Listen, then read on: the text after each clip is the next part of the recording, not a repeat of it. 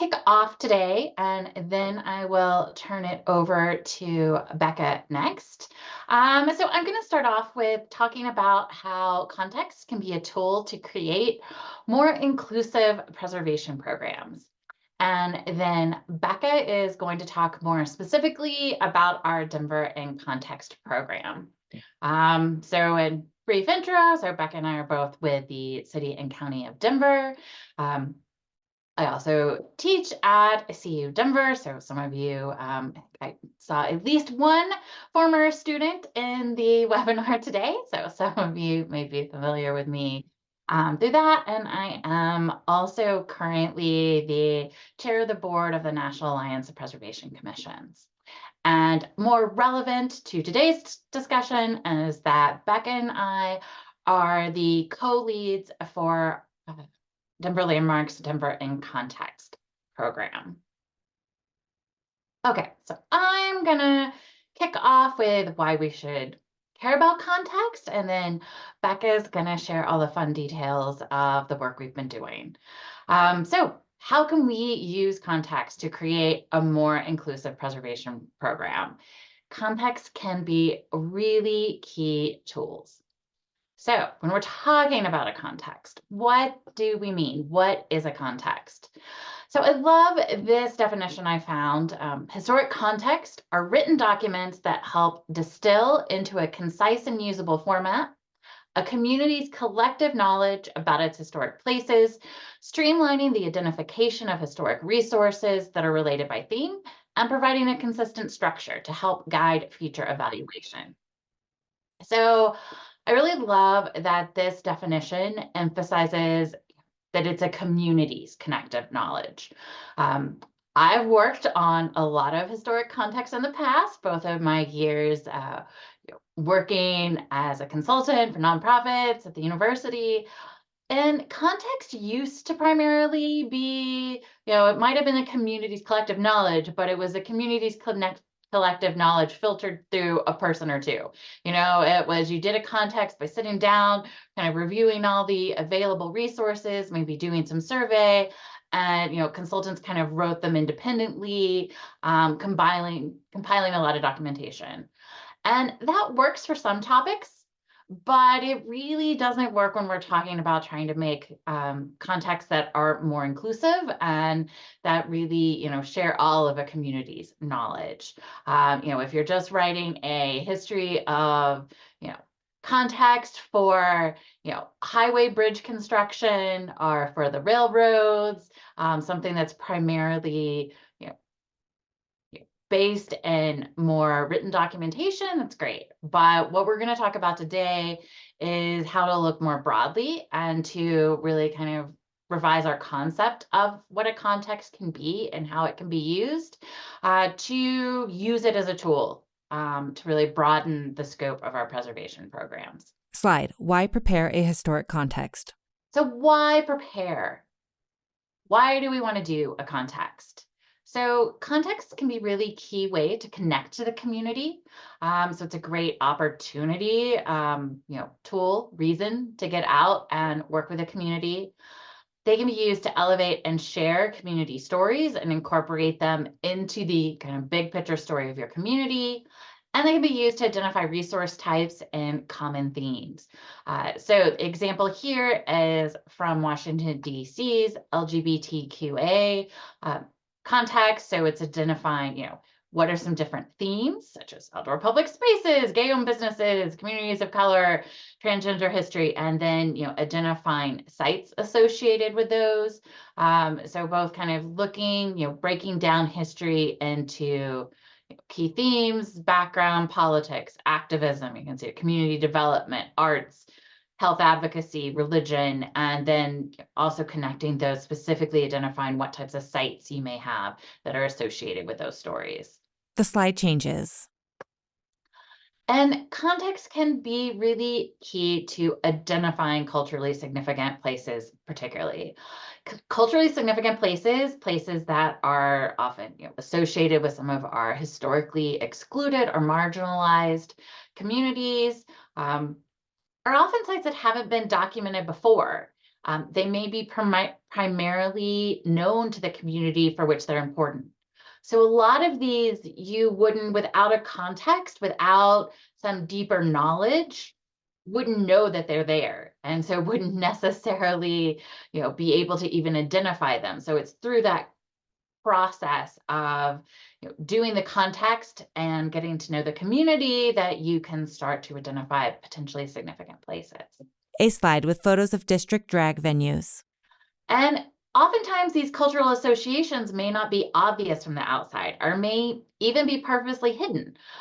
For historically marginalized oppressed communities, often their places of significance may have been private, may have been places they didn't want to have rated or didn't want to draw negative attention to.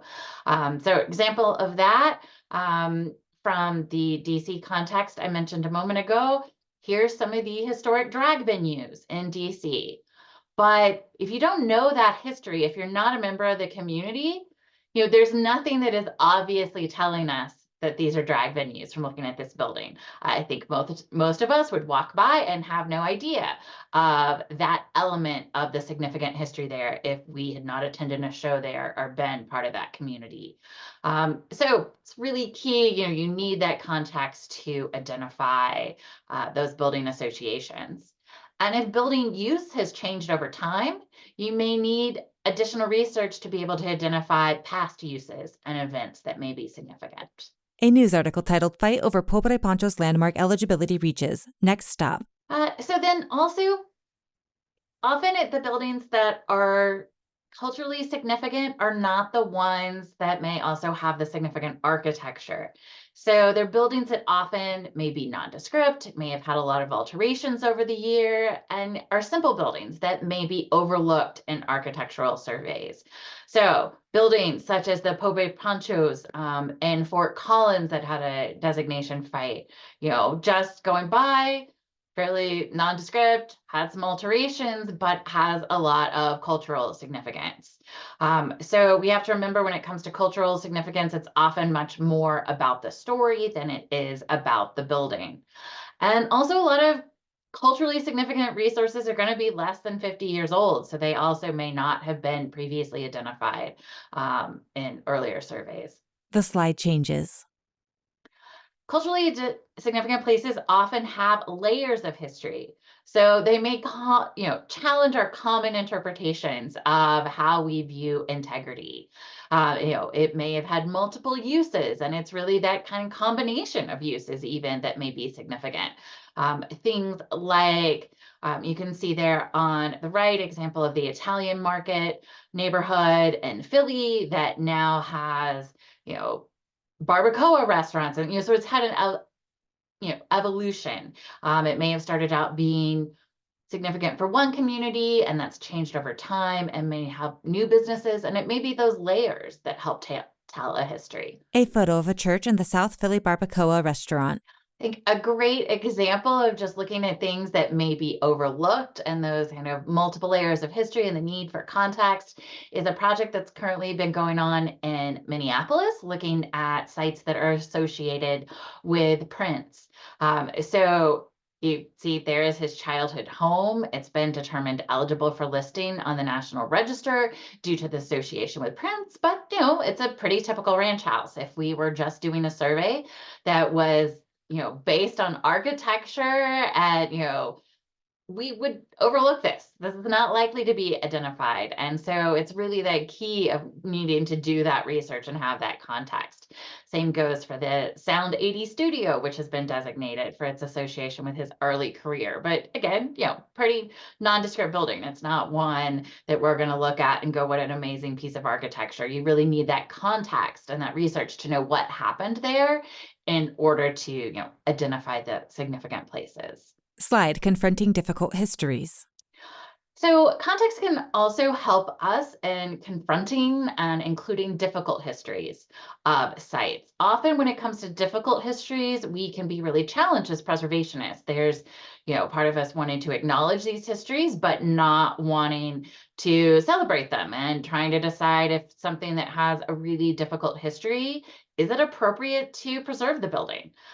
There's a big discussion recently about a former KKK building in Fort Worth, Texas, and trying to decide, was it more appropriate to demolish it or more, important to give it a new use. And so now it's being turned into a cultural arts center.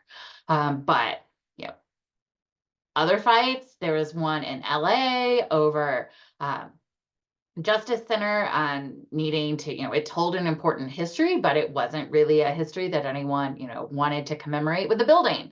And so through context, we can kind of really have that more layered look and be able to confront the challenging histories, as well as, celebrating the positive in our communities. So community participation is essential. Like I mentioned at the beginning, we're really now kind of in a period in preservation where we're really trying to kind of push the concept of what a historic context is, and really broaden it and make sure that it is something that the community is actively involved in, that it's not just, one person or a team collecting, researching and telling a community story, but that a community has an active role in telling their story.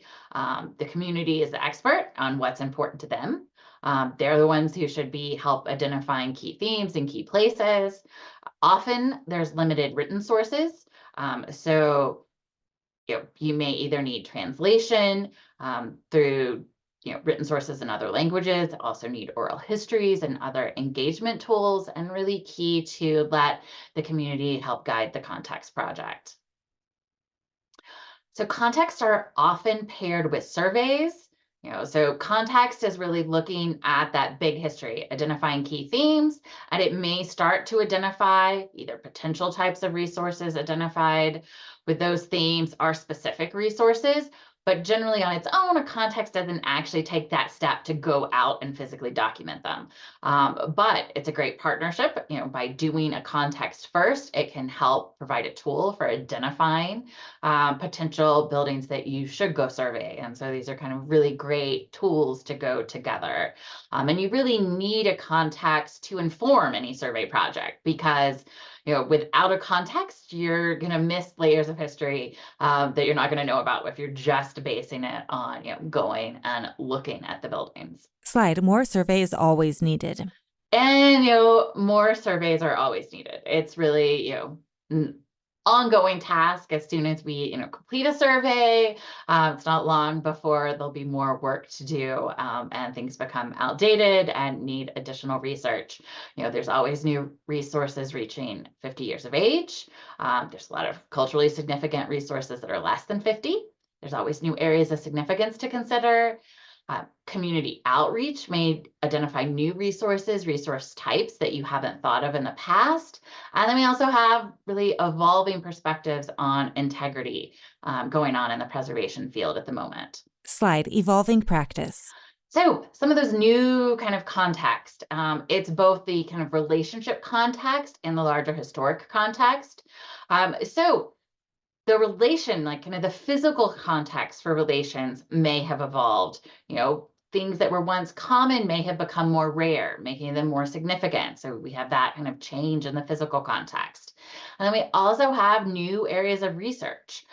So we're looking much more now, legacies of redlining and racism, civil rights movements, immigration, housing policies, AIDS crisis, urban renewal, and even now starting to look at the impact of historic preservation itself. Now that that is more than 50 years old. So we have all these new kind of national contacts that are informing our work and how we evaluate resources as well. And with a kind of evolving practice, what we consider significant has really changed over, the past several decades, moving, away from just recognizing the architectural and the historic houses, the significant people. While that's all still important, we're trying to really broaden and looking more at things like parks and community sites and gathering places when we're looking at significant resources. And what we preserve is really impacted by why we preserve. So that has definitely evolved again over since the National Preservation Act was put in place. While it used to be more about just, kind of commemorating, celebrating, individuals or key examples of architecture. Now it's, much broader. We're also looking at, preserving to, support sustainable communities, both culturally sustainable as well as environmental. We're looking, for preservation as an education tool, as a tool of representation and inclusion and connection. Slide context as a tool for designations. So context can be a really great tool for also looking at designations and looking at, both potential individual or historic district designations in your community. So context can be used to identify, potentially significant eligible properties. They can establish priorities for preservation and designation in your community, identify resource types associated with a community or a theme. They can really be used to define what's key to integrity. So, really thinking about what characteristics does a building need to have to be designated, and can provide historical background for designation. So, they can kind of start that process towards designation by providing historical background that could then be adapted and included in designation applications. Slide context key to evaluation and designation. So, contexts are really key to the evaluation and designation process. When we're looking at that typical National Register process, or same process for most of us for when we're looking at local designations as well, our first step is to think about, is it significant? So, what are the areas of local, state, or national history or resources associated with? So you really need that big picture of a context in order to do that evaluation. How does a resource represent that history? And how does it illustrate it? So again, that's really knowing, what those connections may be, knowing how it compares to other resources in the community, to know what story it could tell. And then step two, does it have the integrity to convey that significance? So does it have the physical features necessary to convey the history with which it's associated?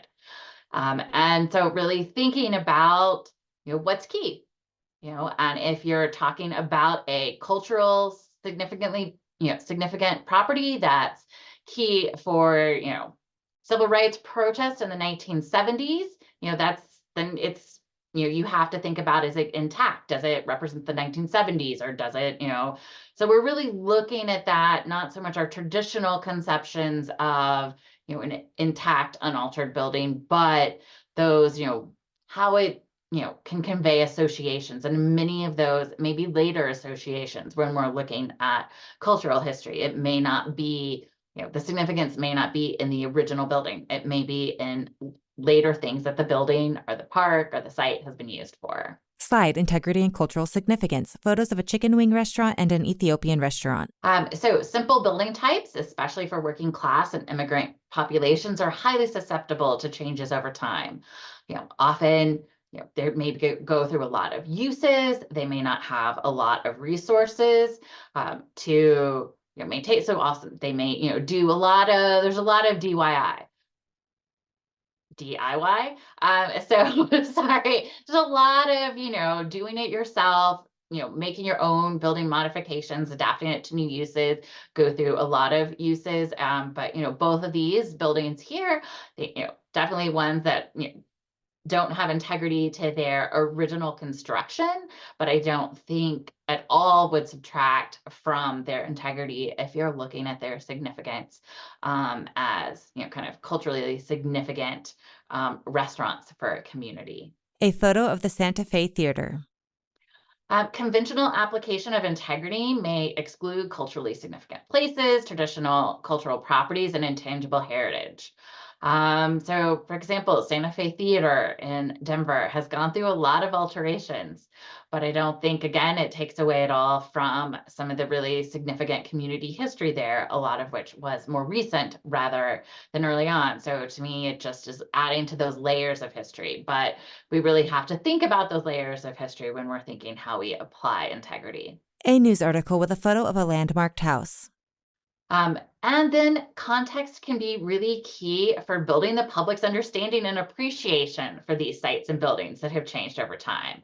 It really takes education to get beyond the, oh, that's a pretty building.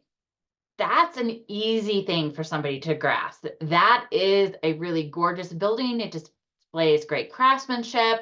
That's a pretty easy thing for, general, community member, viewer to understand and be like, okay, yeah, that's a gorgeous building. I can see why you want to preserve it. But it can take a lot more education sometimes for the culturally significant places. And context are really key for, giving you a starting place of information to share. A news article about a new Chicano cultural district. And then finally, really working with context that can really help you expand your periods of significance. So I'd encourage you when you're looking at doing historic context, really thinking broadly. Not putting a firm endpoint, letting the context lead you to, what your period of significance is and that information. Really, ideally, it's going to be a continuum, and you're still going to have cultural significance happening now, and especially when you're dealing with things like intangible heritage. So we really looked at that with our La Alma Lincoln Park designation. We expanded the period of significance to 1980. I'm now thinking now we probably should have expanded it even further, but really, kind of trying to look more broadly in those layers of history, really kind of rethinking our conception of those periods of significance. I'll So also know that for La Raza Park, we expanded it to 2021 and wrote about the exceptional significance of the park. So that's one, you can go all the way up if you have that context basis. Yes, thank you. So I'm going to turn it over to Becca now. If you have any questions, feel free to put them in the chat, or we can also take questions after, and we're also always happy, if you want to reach out to us at the city, we're happy to answer questions there as well. Yeah, thank you so much, Abby. My name is Becca Deershaw. I'm a senior city planner with landmark preservation here in Denver. I also spent several years at Historic Denver, so nice to see some of you again. I'm going to really be following up on Abby's sort of big theoretical, why do we do historic context, and look at the program that Denver is currently working on. It's called Denver in Context, and it is a series of historic contexts, particularly targeting our underrepresented and traditionally excluded communities, and trying to tell a full story of Denver and who we are and who we will be one day. So as I mentioned, Denver in Context, we currently have one completed context, which studied the Latino, Chicano, and Mexican American communities of Denver. And we're currently working on a context now covering the American Indian and Indigenous peoples of the city. Sorry, trying to advance my slides. So to Abby's point about, when we think of a landmark, if I say, think of a landmark in Denver, there's a good chance that you picture something that's on this slide right now. We think of the Union Stations, the DNF Towers, things that are very architecturally significant or very well known, which is great. We all love pretty architecture, and it's probably reason why a lot of us got into the field in the first place. But underneath that initial knee-jerk assumption about what makes a landmark is some pretty startling information. Denver Landmark did a study of our individual landmarks, and we discovered that only 13% of our individual landmarks were designated for historically excluded communities, whereas 87% of local landmarks in Denver focused on the history of white males. And that's a pretty stark reality. And it's one that many preservation programs across the country share. It's just, it's what we think of, and it's where our program is based and the history of historic preservation. And it's something that we have to address. You know, maybe we didn't do it ourselves. We didn't designate it every single one of these buildings, but it's up to us now to change this statistic. So here's just one brief slide that I'll just say is a whole other webinar that maybe we can do one day. And I think in Denver, we believe that it's important to name the situation. So as part of a landmark ordinance update in 2019, we specifically called out culture and cultural significance as being particularly important to the city. So rather than just wrapping up cultural significance into our historical criteria, we added 3 new criteria. And that impetus really kicked off this whole idea of how are we talking about culture? How is it different from history? How is it the same as history? And just, you know, it's one answer. It's not necessarily the right answer for your program, but it really was important to us that we named it and that we specifically honored culture and cultural significance. And of course, we immediately wanted to jump into action and designate all the things that we could. And then we realized, oh, wait, you have to write a designation application. And you can't designate what you don't know exists. And you can't designate what people haven't shared with you, or that you really need to understand a deep history of why people moved, and the ways they moved, or why the border moved and things like that. So we decided to kick off a historic context series called Denver in Context. Our first context was called Nuestras Historias. We received funding from the State Historical Fund grant through History Colorado. We partnered with the Denver Office of Storytelling. We had the consultant Mead and Hunt, and we kicked off in March of 2020. So immediately our attempt to engage the community and really work with them was completely upended by the pandemic. And we really had to pivot to doing oral interviews over Zoom, to meetings in parks, things like that, to remain safe while still trying to engage the community and do the work. Slide, choosing a community. One of the questions we get a lot is, why did you choose the Latino community first? Especially some of our Indigenous scholars in the area note that they were here first. And so should they have received the first context? And honestly, it was a lot of factors, some of which I've listed here. And if you are choosing a community to do a context, these will definitely weigh differently. So, we have a particularly large Latino population, both current and historic. We had existing relationships and community buy-in to do the plan already, just based on other projects we had been working on.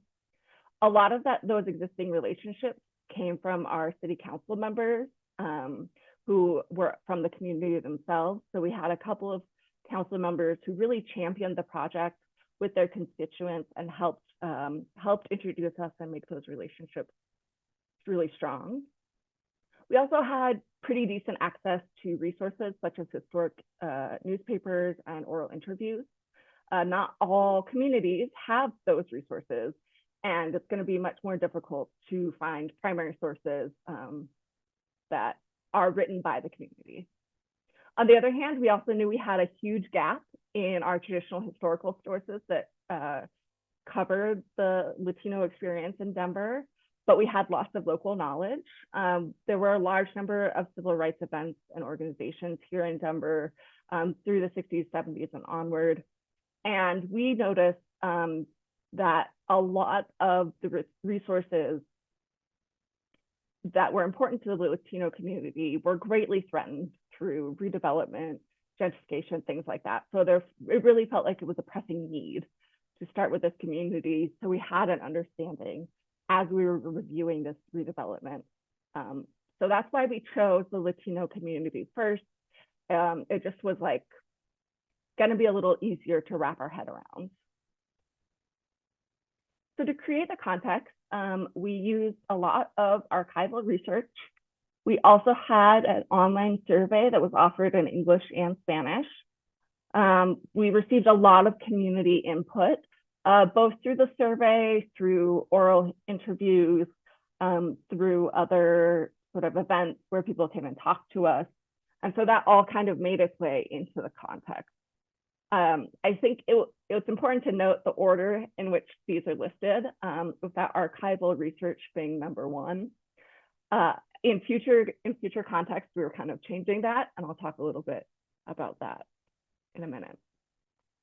We also partnered with the Office of Storytelling, and they created a great documentary that was related to the context. It followed one family in Denver's Northwest neighborhood, and told sort of their story and really connected to a lot of themes that were identified by the context. This was a great resource. I know not everyone has an Office of Storytelling, but any sort of level of media, even if it's just a short Instagram reel or something, people really like to be able to share those visuals and to pass it along. So it can be a great way to keep people engaged or to bring back new content. You know, if you have a context, you can do a short piece on one site that is 1 week and then another site another week and post that to your social media. And that can really extend the life of the context. We also had a story map where people could add their stories and significant places to them. And then this was all mapped out and kind of showed different areas that were really significant to the community. And then on the back end, the consultants helped us by showing whether or not these resources were already landmarks or not. And so a lot of them happen to be, you know, were in existing landmark districts, like La Alma Lincoln Park or Aurora 9th Street in Auraria. But some of them we noticed were landmarks, but they weren't landmarked for their connection to Latino, Chicano heritage and culture. And so that is another project for us in the future, that we already have this landmark, and can we somehow update the designation to honor that deeper history that we now know? And it really shows, as Abby was mentioning, the layers of history and the layers of significance that can change over time, but it still is a really important building to the city. The other thing that came of the first historic context was some immediate implementation. We worked with Denver Parks and Recreation and Councilwoman Sandoval to designate La Raza Park as a cultural historic district, basically a year after the context was released.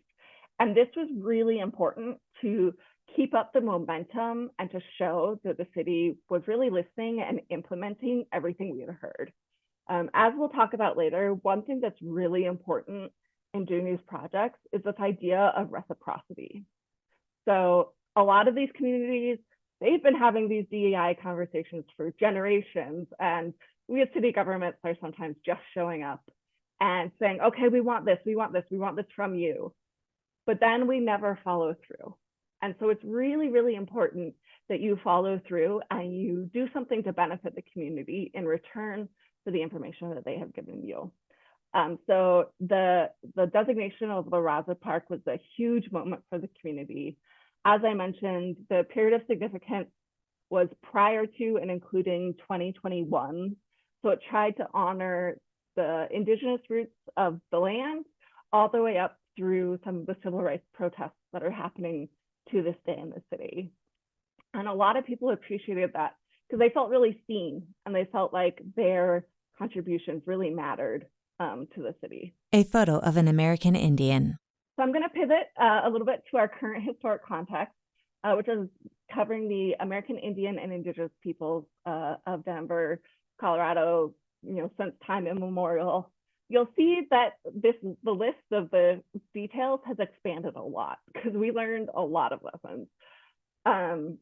You know, we went from having one funding source to having many. We got a grant from the National Park Service and other groups. Our partners, we started with the Office of Storytelling again, but we're also working with the American Indian Commission, Denver Mountain Parks, and the Denver Office of Social Equity and Innovation, because it's a group effort to try and get this right and to put as much manpower as we can into getting it right. We have two consultants this time, ERO, which is the traditional preservation architecture firm, and Project Mosaic, and they're a local Indigenous consulting firm, and they are really helping us with the outreach and engagement for this project. Our kickoff was in February 2023, which is where this picture of this fantastic dancer is from, and our completion date is estimated to be summer of 2025. So here's a little list of our funding. Like I mentioned, we have a grant for underrepresented communities from the National Park Service. We received a lot of outreach dollars from the Rose Community Foundation, which was super helpful for putting on some of our kickoff and other funding.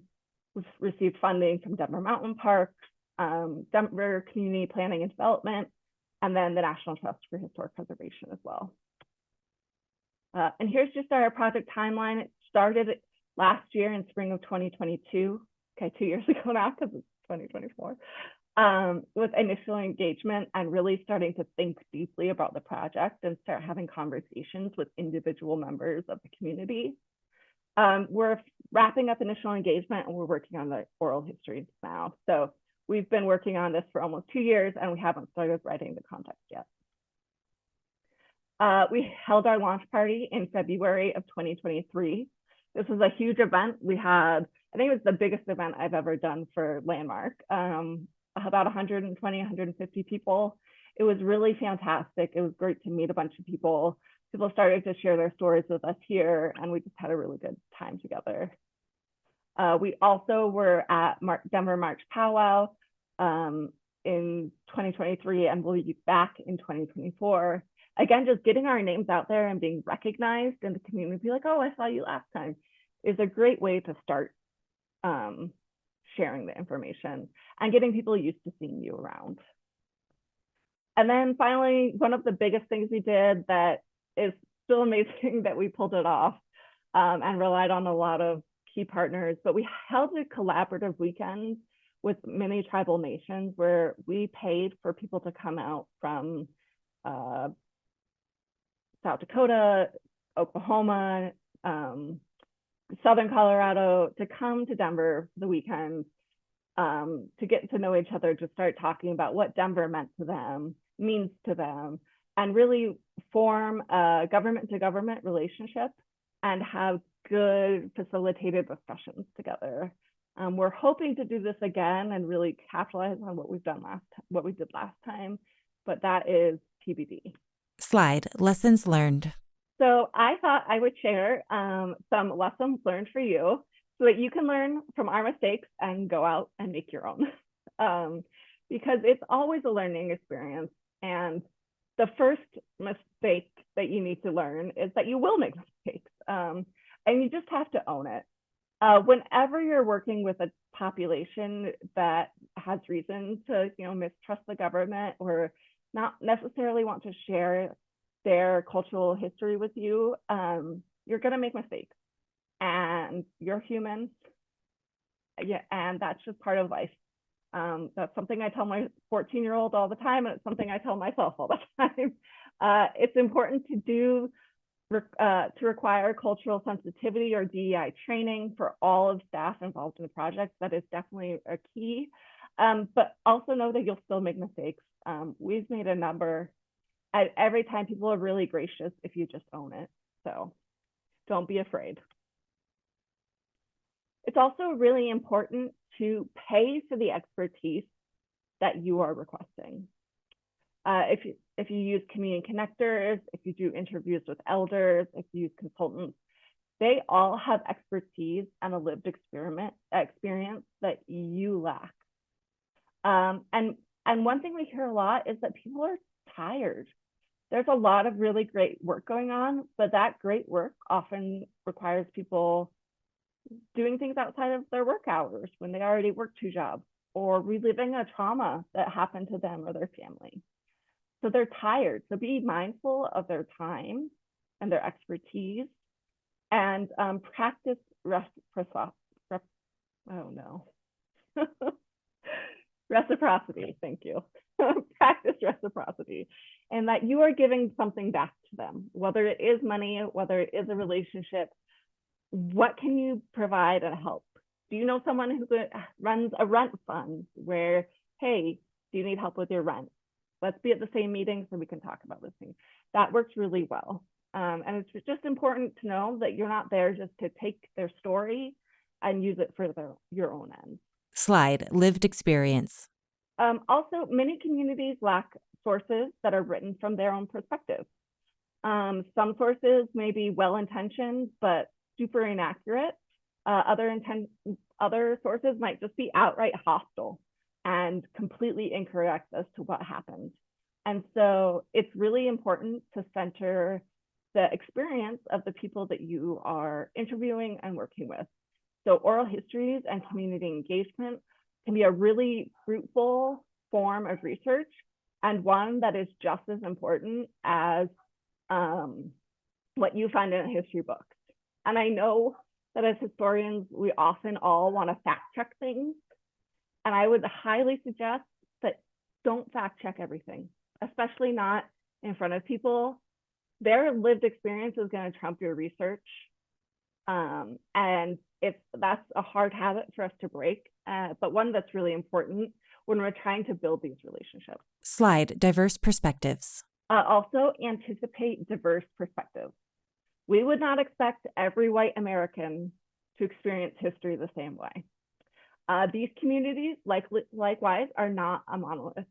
We'll have different perspectives on events, timelines, key players, and the interpretation of all of that history. So make sure that you build in time to explore these different interpretations, and don't feel like you have to choose the right one. You can present a context with different perspectives, and that will make your context much more fruitful if you have that sort of balance, and it will show that you've really talked to everyone in the community. Another important one is to be patient. You're working on the community timeline. You're not working on your own. So above is the timeline we thought we had, where we're going to start engagement in spring of 2022 and wrap up the context by summer of 2023. Below is the timeline we currently have. We learned that doing the engagement and getting buy-in and trust from the community was the work of literal years. And we are now only at a place where we can begin to collect oral histories and do it in a way that is right and that honors the people who are providing those histories. And so it's taken a lot longer, but it is so vital to the program. And it is so vital to building the relationships that we will have is by going at the pace of the community. Again, funding, be creative and persistent. It's always on top of mind of how the heck are we going to fund this? Because really, the more money you have, the more outreach, the more time. As much money as you can get, you need. You can look at for CLG grants through History Colorado, SHF grant, National Park Service has a great grant program, National Trust has programs. And then a lot of local foundations, they might not be preservation foundations, but they will still fund aspects of the project, especially around outreach, community, and civic engagement. And so thinking creatively can really boost your project. Slide, plan your implementation. And then finally, plan your implementation. And don't just let this thing sit on a shelf. Immediately try to implement some aspect of it. It really builds goodwill with the community and with key representatives on city council, things like that. And it goes such a long way for getting people interested and engaged. They feel like they've been seen, they feel like they've been heard, and they're seeing a direct result. So I would say implementation is a huge part of it. Context shouldn't just sit around. It should be evergreen, you should be updating it, and you should be working with community partners to implement it.